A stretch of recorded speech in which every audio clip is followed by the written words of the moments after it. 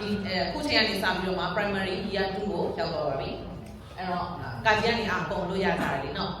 အဲ့တော့ primary year 2ကိုစတဲ့ပထမဦးဆုံးနေ့မှာစမသိဘူးတပည့်တော်ကဘာလို့လဲဆိုလို့ရှိရင်ဒုတိယနှစ်ကိုရောက်လာပြီဆိုတော့ဘာကြည်မှရမှာအဲ့တော့ရှင်တို့စောက်တဲ့ကောင်းကောင်းထုတ်ဘာမှမလုပ်ဘူးprimary 1ကိုအောင်မြင်ခဲ့ပြီးဒီမှာ certificate တွေလည်းရပြီးပြီဆိုတော့ရှင်ဖျားတို့ဘာလုပ်မှလဲဆိုရင်ကာကြီးကနေအကုန်အလို့ရေးဆိုပြီးလာပြီအဲ့မှာစပြီဟဲ့ဘယ်နာထည့်ရတာလဲတတလင်းချိတ်ကဘယ်ဘက်လှည့်တာလဲမနစ်ကတင်ထားတာမေ့သွားပြီအဲ့တနေ့တာကတော့တပြည့်တော့ကာကြီးကနေပြီးတော့မှာပေါ့နော်ပြီးရင်တင်ကြားလေး format ကိုပြန်တင်မယ်ဒီမှာတပြည့်တော့ကိုတင်ရတဲ့ကိုရင်တွေရှိတယ်လို့ကိုမတင်ရတဲ့ကိုရင်တွေလည်းရှိတယ်တခြားเจ้าကပြောင်းလာတာပဲဖြစ်တခြားမျိုးကပြောင်းလာတာပဲဖြစ်ဒီမှာပြန်ပြီးတော့ပြောမှာပေါ့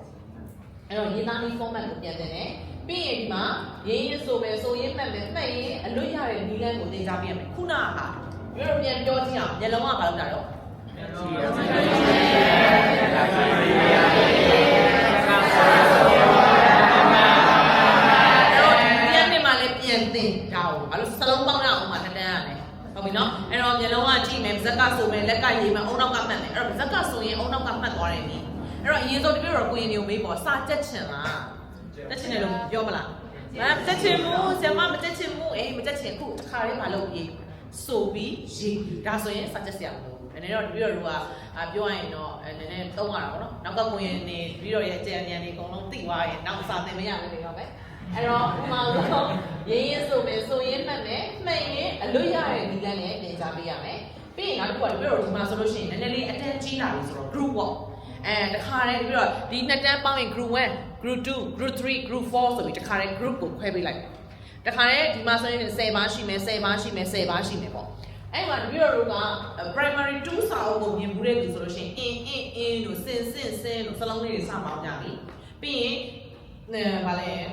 ေအိုးစင်းတို့ထမင်းတို့စလုံးလေးတွေစပေါင်းကြပြီပြီးရင်တော့ညခါလာတနားတွေစပေါင်းကြပြီပေါ့နော်အဲ့တော့အဲ့လိုပေါင်းတဲ့အချိန်မှာတပြည့်တော့စလုံးပေါင်းကိုဘယ်နှခေါက်ရွတ်ခိုင်းတာလဲဆိုရင်3ခေါက်ခုနကလည်းတပြည့်တော့ချရေးပြပြီးရင်3ခေါက်ရွတ်မယ်ရွတ်ခိုင်းပြီးရင်ကြက်ခိုင်းမယ်အလို့ရေးခိုင်းမယ်အဲ့တော့ရွတ်ခိုင်းပြီးရင်တပြည့်တော့ဘာလုပ်ပြီးလဲဆိုလို့ရှိရင်အနည်းဆုံး9ကြောင်းရေးခိုင်းတယ်တပြည့်တော့လည်းတူရေးမှာဒီ class ထဲမှာရေးမှာဒီအောက်ကဟာဒီပါလဲဆိုရင်ဟုံးပေါ့တကြောင်ချပြီးဟုံးပေါ့ဘာလို့တကြောင်ချစရာလဲဆိုရင်ကလေးတွေရဲ့စိတ်ထဲမှာဟာတကြောင်ချရင်နဲတယ်ဆိုတဲ့စိတ်ကိုခံစားစေရအောင်အဲ့တော့အဓိကကိုရင်ရဲ့စိတ်ထဲမှာဘုံကြီးကျောင်းမှာပြန်ရေးရမယ်ဖြစ်ဖြစ်အိမ်မှာပြန်ရေးရမယ်ဖြစ်ဖြစ်လွယ်ကူတယ်အရင်နဲတယ်ဆိုတဲ့စိတ်ကိုခံစားစေအောင်အဓိကစိတ်ပျော်အောင်လို့တပည့်တော်တို့ကဟုံးမောက်ရေးခိုင်းတာဟုတ်ပြီနော်အဲ့တော့ဘယ်လိုရေးခိုင်းတာလဲဆိုတပည့်တော်နဲ့ဒီမှာ9ကြောင်းရေးကဲတပည့်တော်နဲ့တူ9ကြောင်းရေးမယ်ကအာဆာရေးပြီးတော့ဆိုရေးမယ်နော်ရှင်ဖျားတို့တခါအနောက်ကနေ non stop လို့ရတာဆရာမတွေကအစာဆိုတဲ့တန်မကြဘူးဘာလို့လဲငေးနေတာလားတခါတည်းလက်ကအပေါ်တင်မယ်ဟိုကိုရင်ဆိုရေးမယ်ဒီကိုရင်မငေးဘူးဒါမျိုးပြီးပြီလားပြီးရင်တခါတည်းစစ်ဒီအပေါ်တခါတည်းချစ်အမှန်ချစ်ပြီးဒီအောက်ကဟာဟုံးပေါ့အဲ့တော့တပည့်တော်ကအနည်းဆုံးတစ်ချိန်ဆိုဘယ်လောက်တင်လို့ရလဲဆိုကိုရင်တွေကအရန်လွယ်ကူပြီးတော့မှညံတဲ့အတွက်ကြောင့်4မျက်နှာလောက်တင်လို့ရတယ်နော်အဲ့တော့ဒီနေ့နည်းနည်းလေးစိတ်ပါဝင်စားမှုရှိရင်4မျက်နှာလောက်တင်လိုက်နည်းနည်းလေးစိတ်မပါရင်3မျက်နှာလောက်တင်လိုက်အဲ့ဆိုရတယ်အဲ့တော့အဲ့ဒါပြီးသွားရင်နောက်နေ့ကျရင်ဘာလုပ်လဲဆိုအလိုရေးခိုင်းတာအဲ့ဒါကြောင့်မို့တပည့်တော်ရဲ့စာတင်တဲ့အချိန်မှာဆိုရင်ဘယ်လောက်ရှိလဲဆိုတော့နှစ်အုပ်အမြင်တမ်းထားတယ်နောက်ကိုရင်လေးဆိုတည်တယ်ဘာလဲဆိုရင် exercise စာအုပ်တစ်အုပ်နဲ့အလိုရေးစာအုပ်တစ်အုပ်အဲ့အလိုရေးစာအုပ်တစ်အုပ်မှာလာပြီရှင်ပြတော့ကြိုက်တယ်လို့ရေးလို့မရဘူးတပည့်တော်ဒီကနေ original order ဒီမှာအစီအစဉ်တိုင်း10ခုသင်ထားပြီမယ်ရှင်ပြတို့စာရေးမှာခရေးအဲ့မှာဆင်မပြီးဆိုရင်စတပည့်တော်လိုက်ကြည့်နေတာဘာလဲဆိုရင်အဘေးကလူမကြည့်အောင်လို့ဟုတ်ပြီနော်အဲ့တော့ကိုဟာနဲ့ကိုရေးကိုကြက်ထားတဲ့အတိုင်းကိုရေးအဲ့တော့အဲ့လိုရေးလို့ဆရာမကြီးညအခါလာတာလည်းတူပဲဒီလိုပဲရေးတာအဲ့လိုပဲရေးသွားပြီးကြက်တာပြီးရင်ဒီလိုတမျက်နှာမှာဆိုလို့ရှိရင်၄ပုတ်ရှိတယ်လေဟုတ်လားညအခါလာတာကစားမလားနားမလားပြီးရင်အစားဝါစားပါအသားပါသလားကားပါသလားပြီးတော့ကစားစရာကစားပါအားထားစရာတသားလားဆရာမအနာခဏလာပါစာမရဆရာမအနာလာတာတာရတလားခဏလာပါဆရာမအနာလာအဲ့၄ပုံလုံးတင်ပြီးသွားတဲ့နေ့ကျရင်ကိုရင်နေကြောင်းပြေးတဲ့နေပဲဘာလို့လဲဆိုတော့ဒီပြီးတော့အဲ့၄ပုံကိုတက်ဟာကိုစပေးတာကိုရင်ထိုးဆိုတာအညာခါဆိုအဲ့ဆိုအညာရင်ညာအာရင်အညာအခါကိုရင်ချက်ကတော်တယ်နောက်တစ်ကိုရင်ခလာတာအဲ့လိုပြောဒီပြီးတော့ရှောက်နေတာအဲ့၄ပုံလုံးကိုပြောရင်တော့ random ဆိုရဲကြက်တာရနေရအဲ့လိုမျိုး challenge ကိုဒီပြီးတော့ခေါ်တာ ရမယ်နော်အဲ့တော့ကိုရင်တပားစားရလားမရလားဆိုတာဒီတခန်းလုံးဒီတင်တဲ့တစ်လျှောက်လုံးပုံလုံးဒီဘာလို့နေရမှာလဲဆိုရနေရမှာအဲ့တော့ကိုရင်တွေကဘာဖြစ်လဲဆိုစိတ်ထဲမှာဆူတောင်းတယ်မကြပါစေနဲ့အဲ့ကိုမြင်တွေကလိဆရာမဆိုတာဟုတ်တယ်မလားကိုရင်ထဒီကိုရင်ထပြီးရင်စာသိစိတ်မဝင်စားခုံငေးတင်ငေးဆိုထအဲ့လိုမေးတာပေါ့အဲ့တော့မင်းနဲ့ရသွားပြီဆိုမှနောက်သင်ခန်းစာတစ်ခုကိုတက်တာအဲ့တော့တပည့်တော်စာသင်နဲ့နီးရတော့ဒီလိုနီးတိုင်းသွားတယ်အပေါ်က9ချောင်းရေးတယ်အောက်က9ချောင်းကအိမ်စာအိမ်စာပါမပါစစ်တယ်ကဲလို့စာမပြီးရင်ခုနပြောသလိုပဲဒီပြီးတော့စပြီးပြောခဲ့သလိုပေါ့ကလေးတွေဆိုလို့စာမလောက်လာဘူးမလားအုံဆို3ချက်လောက်ကစော်ပြီးသွားရင်ကိုရင်နေကြစော်လို့ရလားမရဘူးလေအရှင်ဖျားရေခုရေဒီပြီးတော့စောက်မှာအခုရေဆိုပြီးဘာလုပ်ခိုင်းရလဲရေးခိုင်းရတာဖြစ်တယ်အဲ့တော့ဒီလိုနည်းနဲ့ပဲဒီပြီးတော့တစ်နှစ်ပတ်လောက်သွားတာဆိုရင်4နှစ်ရှိပြီပေါ့နော်အဲ့တော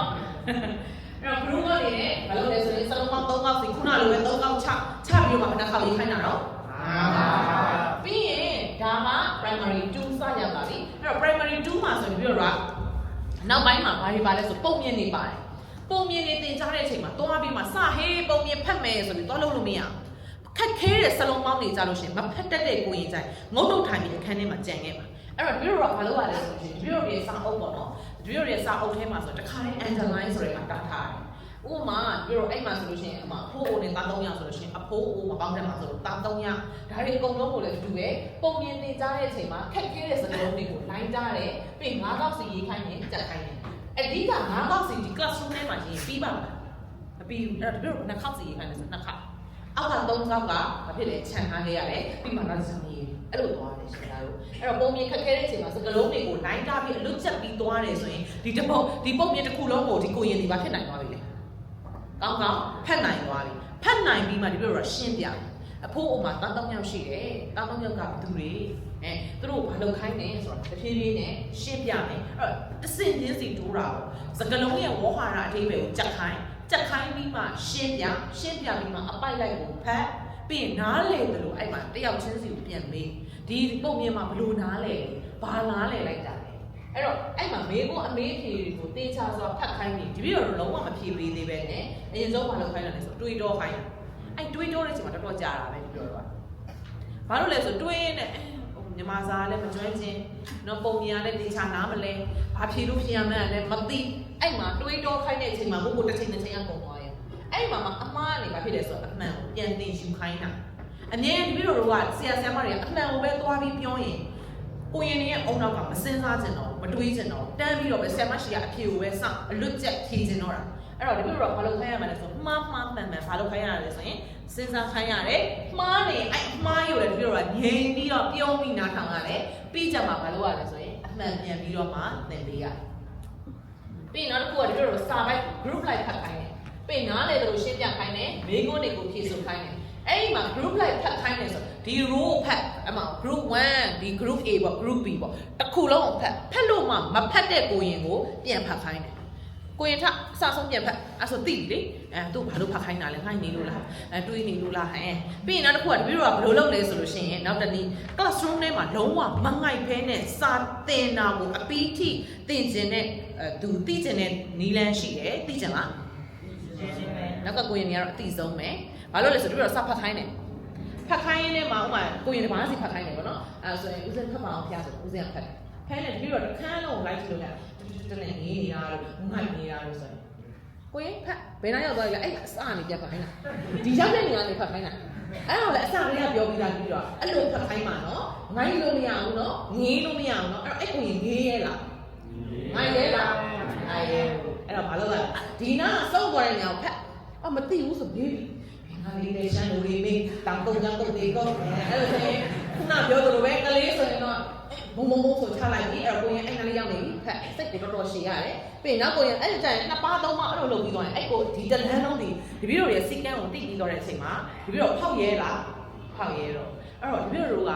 ့လူပုဂ္ဂိုလ်ဖြစ်တဲ့အတွက်ဆရာတော်ဖျားတို့ရှေ့မှာတင်ပြီးဒုံနဲ့တင်တယ်လို့ဒီပြီးတော့လူတွေကတင်လို့မရငရဲကြီးသွားမှာဒီပြီးတော့စာစတင်တော့ဒီပြီးတော့ဆရာမမစိတ်ညားနေလာပြီးပြောတယ်သမီးတဲ့ကိုရင်နေစတင်တာတဲ့ကုသိုလ်လည်းအញ្ញမ်းရလို့ငရဲပဲချက်ချင်းရတယ်ဟောတဲ့ဘာလို့လဲဆိုရင်စိတ်ရဲ့ဖြစ်တည်လာတဲ့လောဘမောဟကြောင့်ချက်ချင်းဝီစီလေးရောက်သွားတယ်ဖျား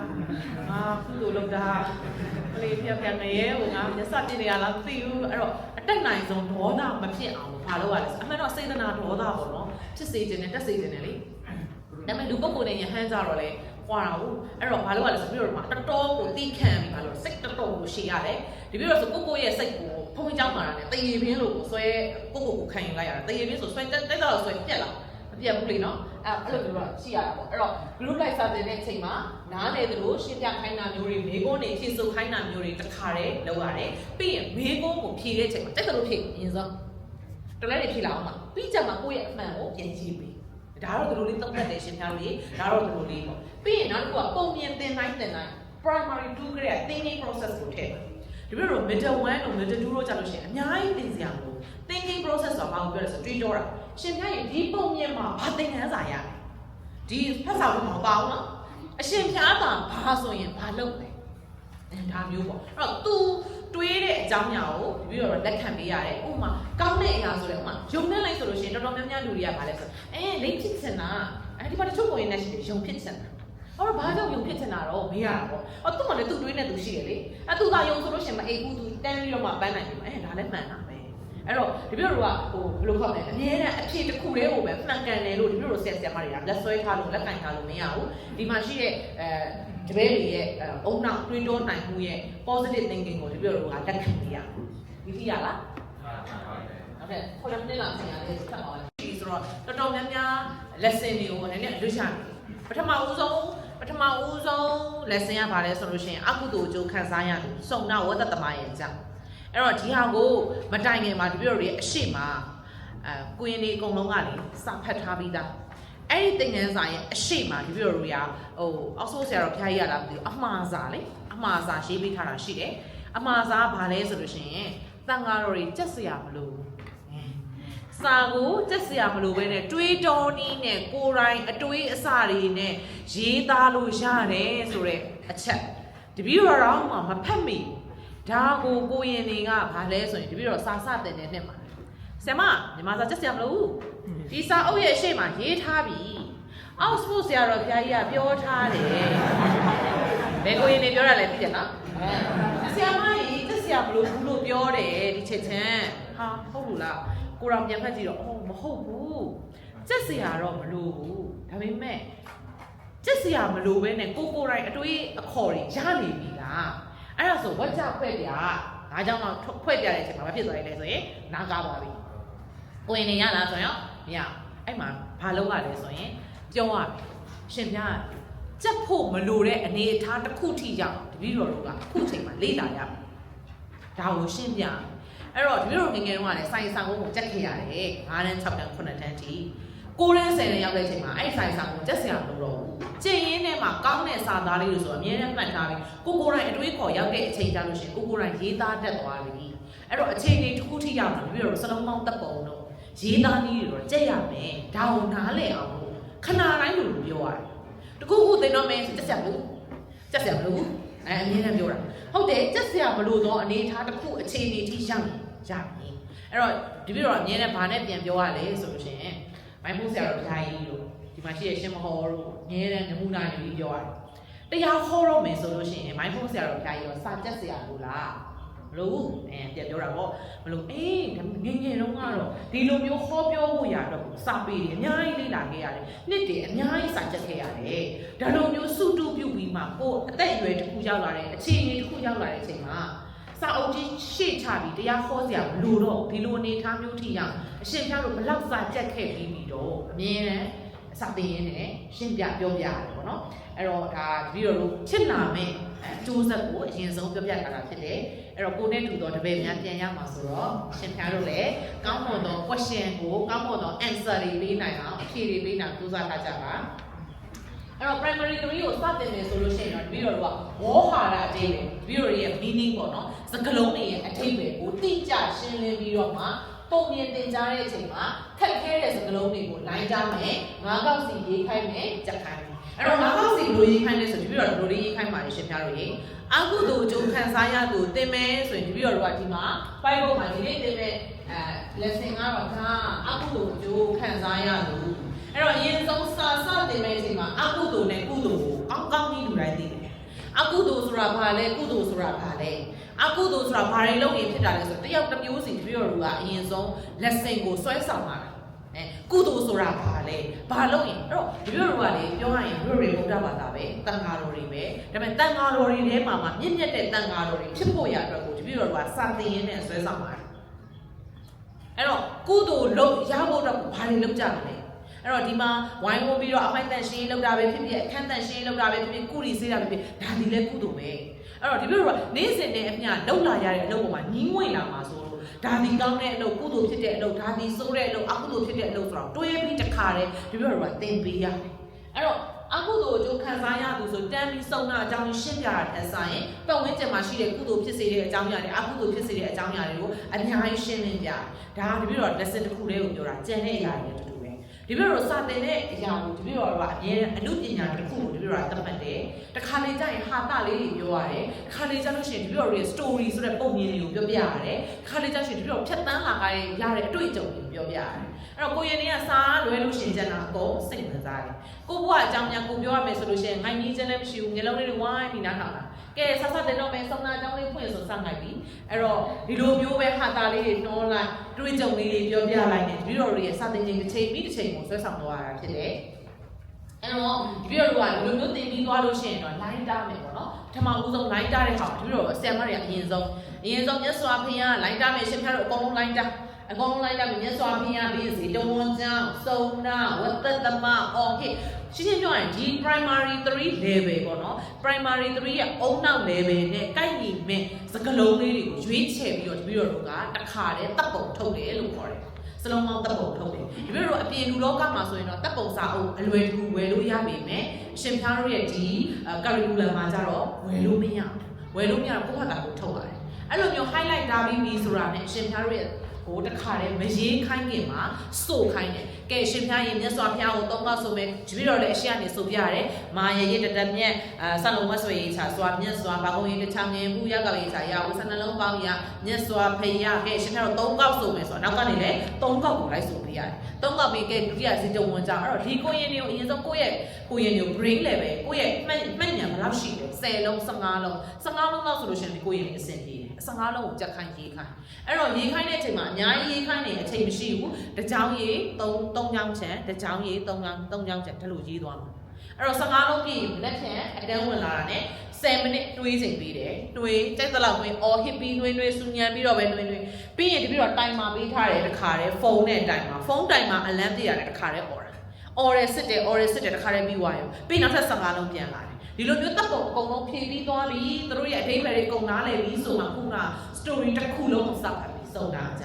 အဲ့တော့ဒီလိုကပုံမှန်လည်းပြောရရင် primary 2ရဲ့ middle 1ရဲ့ middle 2ဒီပုံမြင်အကြောင်းဇက်ကြောင်းပုံအကုန်နားလည်မှာဝက်ကြောင်းဖွင့်နိုင်မယ်ဇက်ကြောင်းအကုန်နားလည်မှာအမှားအမှန်ဖြေနိုင်မယ်ဇက်ကြောင်းအကုန်နားလည်မှာဘယ်သူကဇက်ကောင်လဲဘယ်သူကဇက်ဆောင်လဲပြီးရင်နောက်တစ်ခုကပုံမြင်ရဲ့တမိုင်းကြောရိုးကဘယ်အရာလဲကုသိုလ်ကဘာကိုဖြစ်စေတာလဲဘာအကြောင်းကိုသင်ခန်းစာပေးတာလဲဆိုတော့ကိုရင်တစ်ပါးချင်းစီကနားလဲ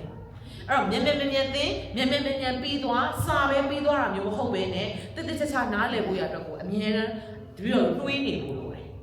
အဲ့တော့ဒါပြီးရင်ကုသိုလ်အကျိုးခံစားရတဲ့သူမဟာဓမိကဥပဒကအကြောင်းရောက်သွားပြီအဲ့တော့ဆိုရင်ရှင်ဖျားတို့ရေအရှိမသင်ခဲ့တဲ့ဟာစုံနာအကြောင်းကဘာလဲပြန်ပြောအောင်အမြဲတမ်းပြန်ပြီးခုနပြောတယ် record ပြန်ခေါ်ရတယ်အုံနောက်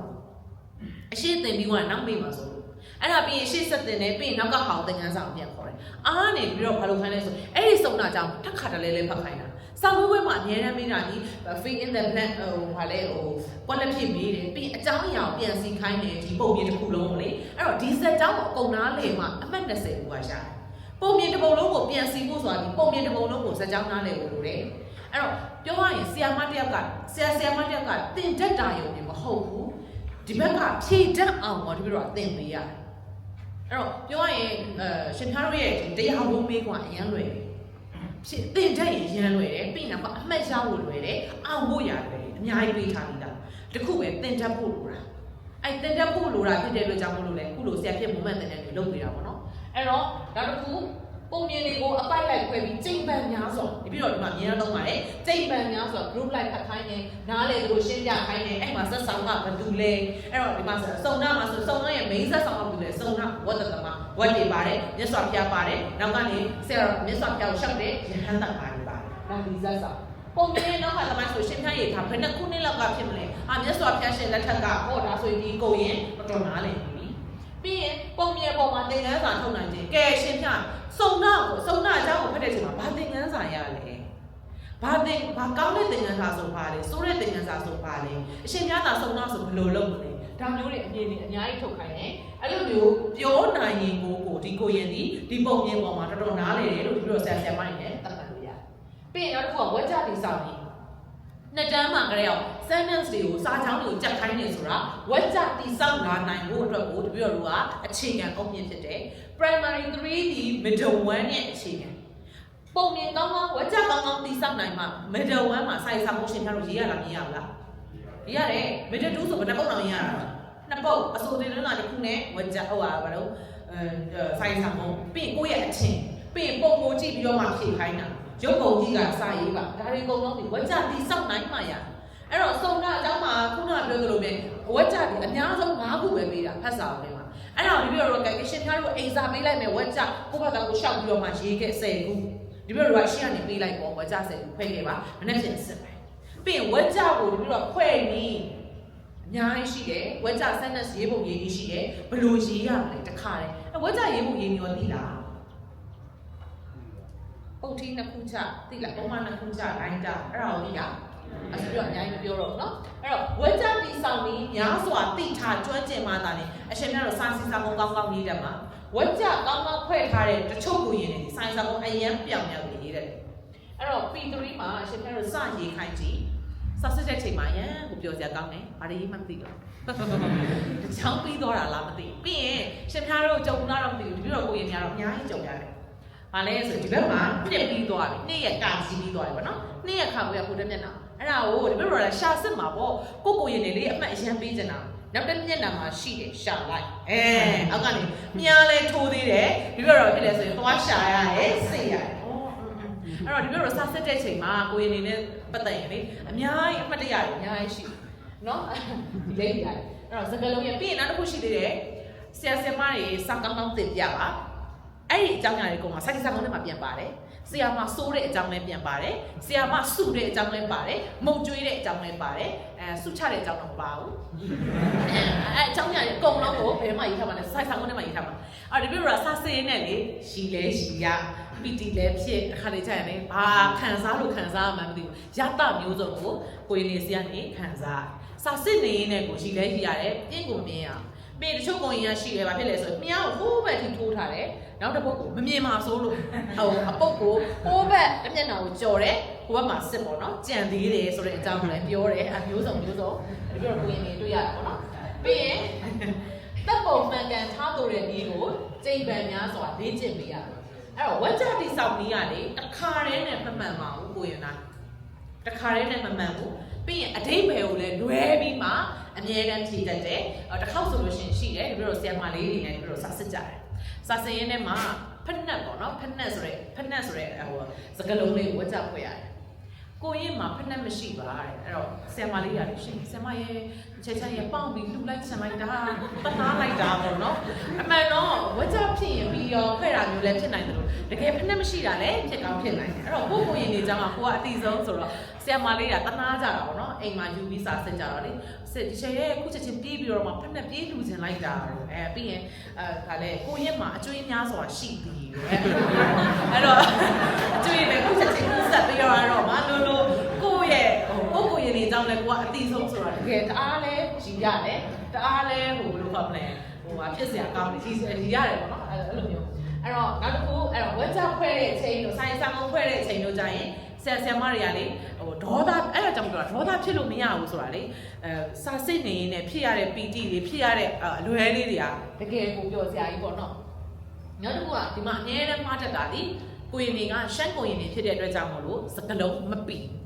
တတ်တဲ့နဲ့ပတ်တဲ့နဲ့မပီဘူးစတ်တဲ့နဲ့ပတ်တဲ့နဲ့မပီဘူးစကလုံးစကြတဲ့ကဘိုက်စားတယ်လို့ပြောရမှာဘိတ်စားတယ်လို့ပြောရင်ပြောတယ်ပြောတဲ့အတိုင်းနဲ့ရေးတယ်ရေးတဲ့အတိုင်းနဲ့မှားတယ်အဲ့အတိုင်းမဲမှားတာအရှင်များပီတာအဲ့ကြောင့်ခုနကနေကဘတ်ထက်ဆိုင်မဟုတ်ဘူးအဲ့ကြောင့်တစ်ခါလေးပြင်ပေးတာအဲ့အ တန်ထွက်အတိုင်းကိုပဲစလုံးပေါင်းကိုရေးတဲ့အတိုင်းလည်းမဖြစ်လဲဆိုရင်မှားပြီမှားတဲ့အတိုင်းလည်းဒီဘက်ကလည်းအမှတ်ကရတော့လေအဲ့တော့ဘာဖြစ်လဲဆိုစကလုံးပိသအောင်တခါတည်းစုတ်ခိုင်းရတယ်တခါတည်းဖတ်ခိုင်းရတယ်တခါတည်းကြက်ခိုင်းရတယ်အဲ့တော့အနည်းနဲ့မှားတာဒီစတ်တက်နဲ့ပါမှားတယ်ပတ်တက်နဲ့ကတ်တက်နဲ့မှားတယ်တစ်နှစ်ကဟိုဟာနွေဟာဒီတန်တန်းမှာကိုရင်တစ်ပါးကမေးသူတဲ့စာအများကြီးကြက်တယ်တဲ့မြန်မာစာပေါ့နော်သူအရန်ရကျင်တဲ့အတွက်ကြောင့်မလို့စာအများကြီးသူကြက်တယ်စမရဲ့တဲ့အမြဲတမ်းမှားတာအဲ့ဒီကတ်တက်နဲ့စတ်တက်နဲ့ပတ်တက်နဲ့ကတ်တက်နဲ့ဘာလို့မှမသိဘူးတဲ့သူတစ်ခါကြာတော့စိတ်တက်ကြလာတယ်တဲ့အဲ့တော့အဲ့နှစ်မှာတော့ဘာလို့ဖြစ်လဲဆိုလို့ရှိရင်တိတိကျကျလေးပြောပြပြတယ်ပေါ့နော်ဥမာတက်မြောက်တယ်တက်ဒီစာဒီအတန်းကိုတက်တယ်အဲ့ဒါနဲ့တဝင်ဝေးပတ်သက်တက်နဲ့တက်လိုက်တယ်ပြောချင်တာဒီဥမာဒီအတန်းကိုတက်တယ်ဆိုလို့ရတော့တက်အဲ့ဒါတော့ဘာရေးလဲဆိုရင်တဝင်ဝေးပတ်သက်တက်အဲ့ဒါတက်လို့ဖြစ်သွားမှာစစ်တက်လို့မှာတော့တက်ဖြစ်သွားမယ်ဒါဒီတက်ကပြင်နှခုရှိတယ်တဝင်ဝေးဒါတက်မြောက်တာစမတို့ရှုပ်တယ်နော်ဟမ်ရှင်းဆိုတလုံးပဲပြီးပြီဟမ်အင်္ဂလိပ်ဆိုတလုံးနဲ့ပြီးပြီဟုတ်တယ်မြန်မာစာရဲ့ကြွေဝမှုကအဲ့ဒါပဲအဲ့တော့ရှင်များတို့ထမင်းဆိုလို့ရှိရင်အဲ့တော့ဟိုရှမ်းလို့ဆိုရင်ထမင်းစားတာကိုကျင်ခောက်ဟုတ်လားအဲကျင်ခောက်ဆိုတာဒီ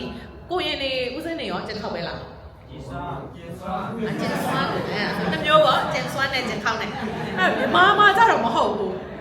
စွန်ဖုံးနဲ့သုံးဆောင်နဲ့စားတယ်မြူတယ်ဟဲ့လားအဲမြူတယ်ဆိုတာတကယ်လေးဘယ်လိုခေါ်မလဲနည်းနည်းရှိုင်းသွားပြီပေါ့နော်နင်းဟိုအဲ့တော့ပြောချင်တာလေစကလုံးတွေကအများအင်္ဂလိပ်စာမှာဆိုတစ်လုံးပဲဖုံကြီးလဲ eat ပဲဟုတ်လားပြီးရင်နောက်တစ်ခုလူလဲပါလေ eat တစ်လုံးပဲအဲ့တော့မြန်မာစာကတော်တော်ကိုကျွဲသွားတယ်ဖုံပေးပါဦးဖေ။သုံးဆောင်ပါဦးဖေ။ကတ်လူပါတယ်ဖေ။ဟလာလှူဒန်းပါတယ်ဖေ။နဝကမငွေဟော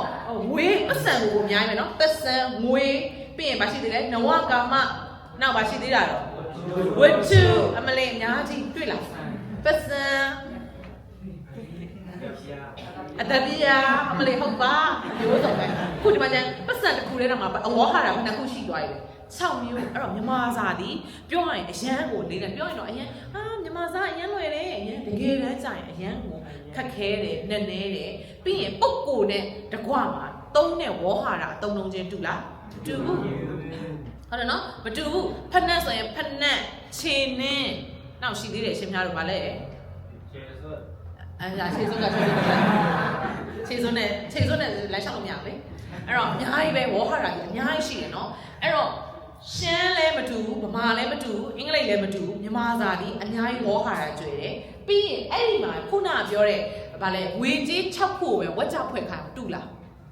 ကျမရင်းတပြာ900ရှိရသေးတယ်ကျမကနဝကမလာကပ်ပါရလား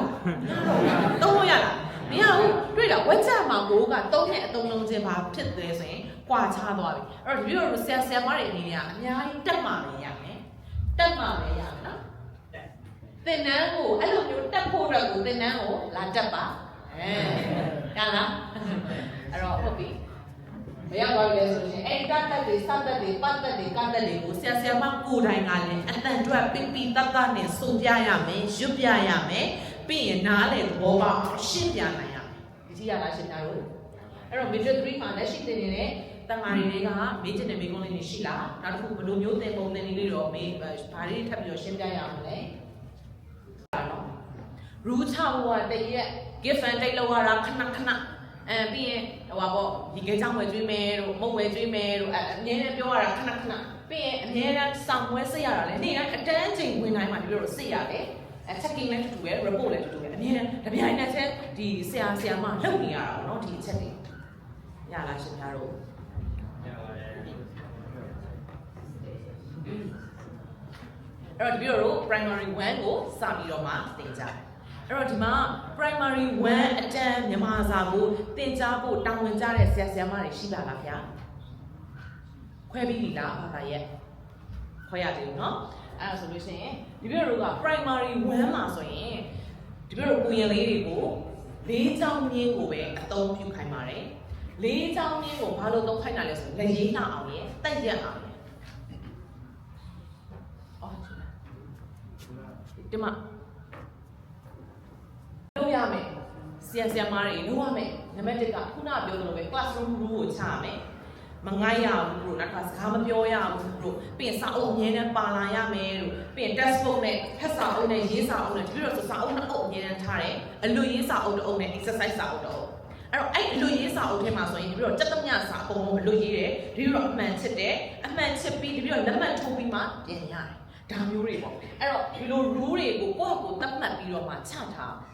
လိုတဲ့အချိန်မှာကောက်ထုတ်တာမျိုးမဟုတ်ပဲနဲ့အရှင်ဖျားတို့ရေဒီပြီးတော့ဒီချက်တွေကိုလိုက်နာစေခြင်းနဲ့နော်ဆိုပြီးတော့ပြောပြထားရမယ်ပြီးရင် give and take အပေးအယူဒီနေ့ဒီစာတွေအကုန်လုံးပြီးတဲ့ကိုရင်အစောစင်းရအဲဒါမျိုးပေါ့ကိုယ့်ဘက်ကလည်းလိုချင်တဲ့ကိုရင်တွေကိုလည်းပြန်ပေးမယ်ဆိုတော့ give and take ကိုအမြဲတမ်းလုပ်ရပါမယ်ပြီးရင် assessment နဲ့ test တွေကိုအမြဲတမ်း classroom ထဲမှာစစ်ရမယ်ဥပမာဒီပြီးတော့ဝက်ကြဆိုရင်စာအုပ်ထဲမှာပါတာဘယ်နှကြောင်းလဲပါတာလဲအလို့ဆုံး5ခုဟုတ်လား10ချောင်းအလို့ဆုံး10ချောင်းပေါ့ဗျာဒါဆိုရင်10ချောင်းနဲ့ဒီကိုရင်တစ်ပါးရဲ့ကျွမ်းကျင်မှုကမလုံလောက်တဲ့အတွက်ဆရာမတွေအမြဲတမ်းပြင်ဆင်လာမယ်ဒါတို့အမြဲတမ်းစစ်ပေးရမယ်အမြဲတမ်းပြီးတော့တို့တွေ assessment တွေတင်ခိုင်းရမယ်ဒါပြီးတော့ပြင်ဆင်ရမယ့်အရာဖြစ်တယ်ပြီးရင် checking အမြဲတမ်းစာလုပ်လားမလုပ်လားပြီးရင်စာကြက်လာလားမကြက်လာလားအမြဲတမ်း checking လိုက်ရမယ်ဒီပြီးတော့ဆိုဘယ်လိုလုပ်လဲဆိုလို့ရှိရင်စာသိမ့်မရတဲ့ကိုတော့နှစ်ပါးကြားမှာစာရတဲ့ကိုတော့ထားတယ်ပြီးရင်အမြဲတမ်းမပြောလဲဆိုလို့ရှိရင်ကုချက်ပေးညစာကြက်တယ်မလားကုပြီးခေါ်ပြီးချက်ဒီပြီးတော့ဆိုအမြဲတမ်းအဲ့လိုပြောတဲ့အချိန်မှာဘာဖြစ်လဲစာရတဲ့ကိုတော့လည်းစိတ်ညစ်လာတယ်အဲဆိုအမြဲတမ်းခေါ်ကြရတဲ့အချိန်မှာခေါ်ကြရတဲ့ကိုရင်ကသာစာရသွားတာဘေးနာကိုရင်ကမလုပ်ဘူးဒါမျိုးအဲ့တော့ပြန်တိုင်းနေပေါ့ခေါ်ချက်တဲ့စာမလုပ်ဘူးဒါမျိုးဆိုလို့ရှိရင်ဘာတွေလိုအပ်နေတာလဲဆိုတာပြန်မေးရမှာပေါ့နော်အဲ့တော့ကိုယ့်ရဲ့ကိုရင်တွေကိုကိုက checking အမြဲတမ်းလုပ်ရပါမယ်ပြီးရင် report ဆိုတာဆရာတော်ဖျားတွေ report ပြန်တင်ခိုင်းတာရှင်ဖျားရေဒီကိုရင်ကတော့ဒီအတန်းစိတ်မှာအမြဲတမ်းမတက်ပါဘူးအမြဲတမ်းဘယ်လိုလေးဖြစ်ပါတယ်ဘယ်လိုလေးလုပ်ကြမလဲဘယ်လိုလေးဆွေးနွေးတာအမြဲတမ်းပါဝင်လာအောင်ဒီလိုတွေဆွေးနွေးရမှာဖြစ်ပါတယ်ရှင်ဖျားတွေဒါကတော့ဒီပြီးတော့အမြဲတမ်း3ရက်ရှိတဲ့5ချက်ဖြစ်ပါတယ်မကြတူးနဲ့ရိုက်ထားတဲ့ပုံမှာရှောင်တို့မရှိမပါဘူးP3 အဲ့တော့ပြီးတော့ငါတလေးချိတ်ထပ်ဝင်မယ်တိုင်းရင်ကောင်းရဲ့ story လေးကိုပြပြမယ်အဲ့ဒါလေးနော်စုံစမ်းလိုက်ရပါဗျာအဲ့တော့ဒီလိုတို့ကအမြဲတလေးချိတ်ထပ်ဝင်မယ်တိုင်းရင်ကောင်းကအလှည့်မတူဒါကိုဒီလိုရှစ်တန်းတုန်းကဆရာမကြီးတယောက်ကနေပြီးတော့အင်္ဂလိပ်စာဆရာမကြီးကနေပြီးတော့ဒီလိုသင်ပေးတာအဲ့ခရီးကစာပြီးခုချိန်ထိပြီးတော့မှတ်မိနေတော့မယ်မှတ်မိနေလို့လည်းဒီလိုစာတင်တဲ့အချိန်မှာလည်းပြန်ပြီးတော့အသုံးချနိုင်တာပေါ့နော်ဒါလေးကိုဒီလိုတို့မျှဝေပေးပြပါဒါဒီအများကြီးလည်းအသုံးဝင်တယ်နောက်တစ်ခုကိုရင်လေးတွေလည်းပို့ပြီးတော့မှမှတ်မိစေမယ်ပြီးဒီတိုင်းပြောတာထက်ကိုပုံမြင်လို့ပြောလိုက်လို့ရှိရင်လူတွေကပုံပြီးစိတ်ဝင်စားတယ်အဲ့တော့တလေးစိတ်ထောက်ဝင်မယ်ခိုင်းရင်ကောင်းပါဆိုလို့ရှိရင်တငယ်ချင်းဘယ်နှယောက်ရှိရလဲ3ယောက်တကယ်ချင်းဘယ်နှယောက်ရှိရလဲအဲ့တကယ်ချင်း3ယောက်ကဟာကိုရင်လေးတို့လိုပဲတဲ့ကြဘူးအဲဆိုရင်ဟုတ်လို့လားကိုရင်လေးတို့လိုပဲတော့မတဲ့ကြဘူးအချင်းချင်းရက်ဖြစ်နေကြတာအဲ့တော့ဒီမှာကိုရင်လေးတွေကရက်ဖြစ်တဲ့ကိုရင်လေးရှိလားတဲ့ကိုရင်လေးရှိလားဒါမျိုးတွေမေးလို့ရတယ်အဲ့တော့တကယ်ချင်းဘယ်နှယောက်ရှိရလဲဆိုရင်3ယောက်အဲ့တကယ်ချင်း3ယောက်ကမတိတ်အဲ့တော့အမြဲတမ်းဘာဖြစ်တာလဲဆိုရင်ရံဖြစ်တာသူတို့ကတဲ့ပါဇက်နဲ့လည်းရံဖြစ်တယ်လို့ချက်ထောင်းနဲ့လည်းကန်တယ်ဘာနဲ့လဲကန်တာလဲအဲ့တော့တလေးကြတော့တကယ်ချင်း3ယောက်ကတဲ့မုတ်သွားစားကြတယ်ပေါ့နော်စားကြတဲ့အချိန်မှာဒီနောက်ဆုံးကောင်ကနေပြီးတော့တဲ့ရှိရကောင်ဆောင်းနဲ့အင့်ဆိုပြီးတော့တဲ့ကန်ထလိုက်တယ်တဲ့ဘာလို့လိုက်တာလဲဆောင်းနဲ့ကန်ထလိုက်တဲ့အချိန်မှာရှိကိုသွားနေတဲ့သူကလည်းနောက်ကိုပြန်တယ်ဒီငါ့ကိုကန်ရကောင်းလားဆိုပြီးတော့မှပြန်ကန်လိုက်တဲ့အချိန်မှာတတလင်းကျိန်းနဲ့ထောက်ဝင်ပဲနှစ်ခုဒီဘာဖြစ်နေကြတာတော့ရံဖြစ်နေတာအဲ့တော့သူတို့နှစ်ယောက်ရံဖြစ်နေတာကိုအမြဲတမ်းစိတ်ဟာကြီးလုပ်တဲ့သူတစ်ယောက်ရှိတယ်ဆရာကြီးလုပ်တဲ့သူတို့ကချင်းရှီကိုကန်လိုက်နောက်ကိုကန်လိုက်နဲ့ရဖြစ်နေတာကိုဘာလို့တဲ့သူပြောက်ရှိရလဲဆရာပါအဲ့ဆရာလုပ်တဲ့သူကတို့ဘက်ကိုတဲ့တို့တွေအေးစစ်စစ်နေလို့မရဘူးလား6ကိုနောက်ပစ်ပြီးတော့မှသူတို့ပြန်ပြီးတော့ပြိုးတယ်အဲ့တော့တတလေးချင်းထောက်ဝင်မယ်ခိုင်းရင်ကောက်ပြီးဘတော်မှမမှားတော့မှဒီ story လေးရပါအဲ့တော့တကယ်ချင်းညောင်းရှိရဲ့အချင်းချင်းအပြန်လန်ကန်ကြတယ်ကန်ပြီးတော့ဆရာကြီးလုပ်တဲ့သူတယောက်ကနေပြီးတော့မှဒီဘက်ကိုခေါင်းလှည့်ပြီး6ကိုဘက်ကိုကန်ပြီးတော့မှဆရာလုပ်တဲ့စတိုင်နဲ့ပြန်ပြောတယ်အဲ့တော့တတလင်းစိထောက်နေမယ်ဒါရင်ကအဲ့တော့အဲ့လိုမျိုးသင်လိုက်ခြင်းအဖြစ်ကိုရင်နေဒီလုံးဝမမှားတော့ဘူးအမြဲတမ်းမှန်ကန်အောင်လည်းလုပ်ရတယ်ပြီးဆရာမတွေနေနဲ့လည်းအရှိထွက်တဲ့အချိန်မှာဖွဲ့ကုန်ကြီးနဲ့ကာမှာပြီးတော့မှငါပဲပြင်ကောင်းလဲမှားနေလားမသိဘူးဇူဝေးဆိုတာလုံးဝမဖြစ်တော့ဘူးပေါ့နော်ဒါဒီပုံမြင်လေးပဲဖြစ်ပါတယ်အဲ့တော့အကျိုးရှိစေမယ်လို့လည်းညွှန်နေပါတယ်